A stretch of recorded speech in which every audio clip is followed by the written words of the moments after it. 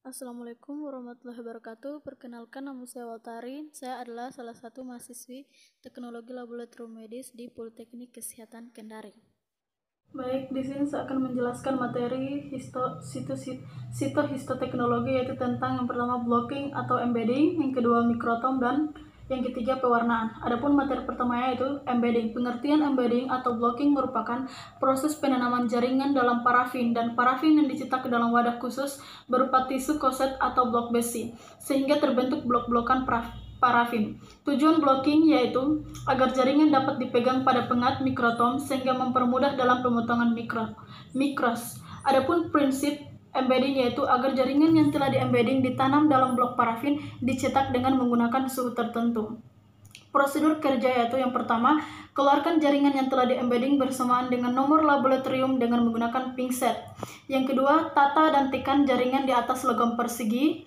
Yang ketiga, sambungkan logam L di sekeliling jaringan hingga membentuk cetakan blok kubus. Yang keempat, tambahkan parafin cair dalam suhu 65 derajat Celcius sampai 68 derajat Celcius ke dalamnya.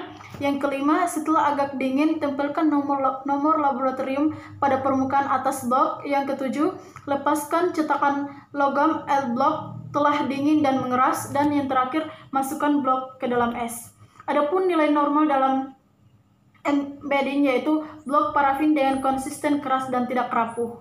Baik, materi yang kedua yaitu tentang mikrotom. Pengertian mikrotom yaitu mikrotom berasal dari bahasa Yunani yang mana yang pertama mikros berarti kecil dan temein yang berarti untuk memotong. Jadi dapat disimpulkan bahwa mikrotom adalah alat atau mesin yang digunakan untuk mengiris spesimen biologi menjadi bagian yang sangat tipis untuk pemeriksaan mikroskop. Beberapa mikroskop menggunakan pisau baja, kaca, atau berlian, tergantung pada spesimen yang sedang diiris dan ketebalan yang diinginkan. Adapun prinsipnya yaitu untuk memotong penampang bagian jaringan yang sangat tipis untuk diamati di bawah mikroskop.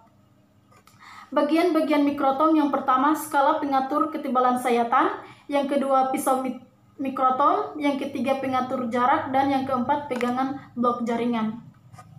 Adapun prosedur kerja alat mikrotom yaitu yang pertama, persiapkan pisau mikrotom. Mikrotom harus diasah sebelum dipakai agar jaringan dapat dipotong dengan patut dan tidak koyak sehingga didapatkan jaringan yang patut. Pisau mikrotom kemudian diletakkan di tempatnya di mikrotom dengan sudut tertentu. Rekatkan blok parafin seperti blok persiapan pada tempatnya pada mikrotom. Yang kedua, persiapkan kaca objek yang akan direkatkan. Preparat harus telah dikastet atau disalut dengan zat perekat seperti albumin, putih telur, gelatin, atau tespa. Yang ketiga, persiapkan waterbath atau wadah pada pokoknya air hingga dengan temperatur 37-400 derajat Celcius. Dan yang terakhir, persenian sengkelit atau kuas.